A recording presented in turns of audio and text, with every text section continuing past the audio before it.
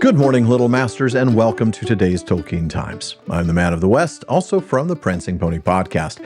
Thank you for joining me as I head back into the rich poetry found in Tolkien's epic poem, The Lay of Leithian. Now, last time, in week 49, we started Canto 8 as Beren, Finrod, and a dozen faithful, albeit doomed, elves, made their way into the lands controlled by Morgoth's most powerful servant. We ended with Sauron commanding his servants to fetch me those sneaking orcs, Beren and the rest disguised in foul raiment. Today, we reach the epic battle of song between Finrod and Sauron in the second half of Canto 8. From windows stark in Wizard's Tower, his suspicion grew with brooding thought, waiting, leering till they were brought. Now ringed about with wolves they stand, and fear their doom. Alas, the land of Narog left behind. Foreboding evil waits their mind, as downcast halting they must go, and cross the stony bridge of woe, to Wizard's Isle, and to the throne there fashioned of blood-darkened stone. Where have ye been? What have ye seen? In elveness and tears and distress, the fire blowing and the blood flowing, these have we seen, there have we been. 30 we slew, and their bodies threw in a dark pit. The ravens sit, and the owl cries where our swath lies. Come, tell me true, O Morgoth's thralls, what then in elveness befalls?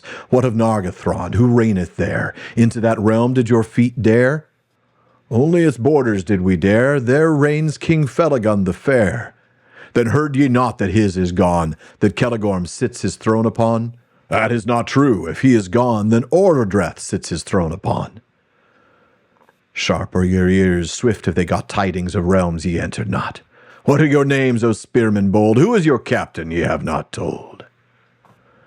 Wrath and hate and warriors 10, so we are called, and dark our den under the mountains. Over the waste we march on, an errand of need and haste.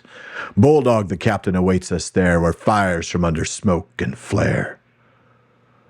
Bulldog, I heard, was lately slain, warring on the borders of that domain, where robber Thingol and outlaw folk cringe and crawl beneath elm and oak and drear Doriath. Heard ye not then of that pretty fay of Luthien? Her body is fair, very light and fair. Morgoth would possess her in his lair. Bulldog he sent, but Bulldog was slain. Strange ye were not in Bulldog's train. Fierce is your chief, his frown is grim. Little Luthien, what troubles him? Why laughs he not to think of his lord crushing a maiden in his hoard? That foul should be what once was clean, that dark should be where light has been. Whom do ye serve, light or murk? Who is the maker of mightiest work? Who is the king of earthly kings, the greatest giver of gold and rings? Who is the master of the wide earth? Who despoiled them of their mirth, the vain Valar? Repeat your vows, orcs of Bowglid, or do not bend your brows. Death to light, to law, to love. Cursed be moon and stars above. May darkness everlasting old, that waits outside in surges cold, drown Manwë, Varda, and the sun. May all as hatred be begun, and all in evil ended be, in the moaning of the endless sea. But no true man nor elf yet free would ever speak that blasphemy. And Beren muttered, Doth Gorthau now hinder the might of our master's power? Him we serve not, nor to him owe obeisance, and we now would go. Then Sauron laughed. Patience not long shall ye abide, but first a song I will sing to you, to ears intent.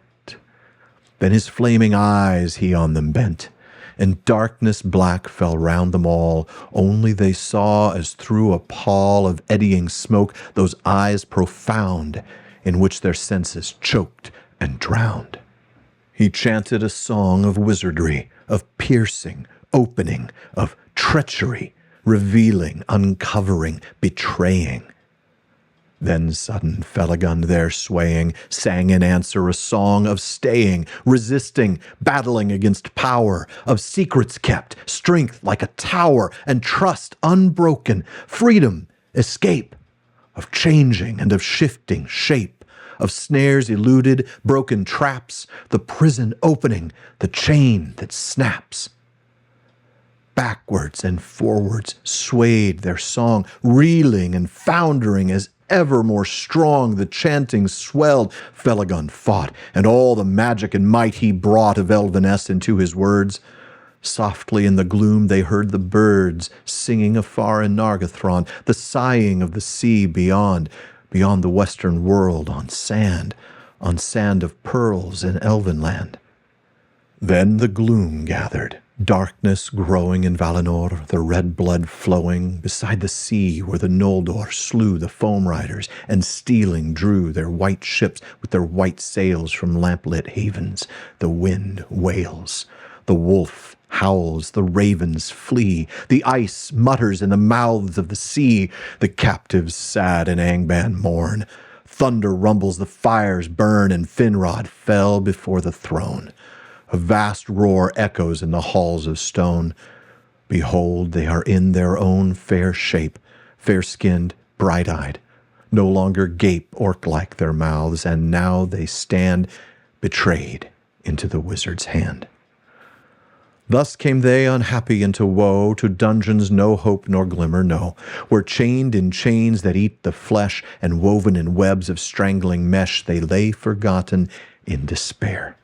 Yet not all unavailing were the spells of Felagund, for he had spun spells Sauron could not see, some not yet full wrought, and Sauron neither their names nor purpose won. These much he pondered and bethought, and in their woeful chains them sought, and threatened all with dreadful death, if one would not with traitor's breath reveal this knowledge.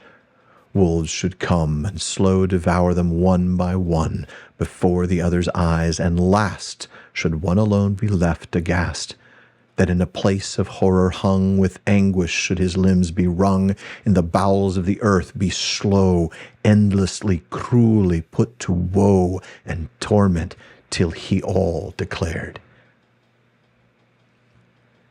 Even as he threatened, so it fared. From time to time in the eyeless dark, two eyes would grow, and they would hark to frightful cries, and then a sound of rending, a slavering on the ground, and blood flowing they would smell, but none would yield, and none would tell. Just a stunning moment as Finrod sang in answer a song of staying, resisting, battling against power. I couldn't get enough of that fight, and it was over so quickly. And that terrible oath he wanted them to swear, death to light, to law, to love, right? But it also was striking to me that what brought them down, what defeated Finrod, was Sauron being able to remind him of Feanor and the kinslaying. That betrayal is exactly what brought Finrod down. And it's just another example of the dark, the evil, the unintended consequences of the oath of Feanor. Man. Folks, that is it for today's First Stage Friday, but please come back next week for more as we meet the goodest of good boys. And we'll eventually get back to Fandom Fridays. So if you know anybody who should join me here for a future Fandom Friday, let me know by emailing bartleman@theprancingponypodcast.com. Please visit patreon.com/TolkienTimes to learn how you can support the show, get an ad-free feed, a monthly hangout with me, bonus weekly episode, and more. And then join me again tomorrow on today's Tolkien Times as we wrap up this week with Silmarillion Saturday. If you're watching this on YouTube, please be sure to like, subscribe, and turn on notifications.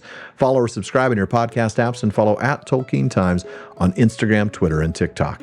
Finally, as Faramir says, go with the goodwill of all good men.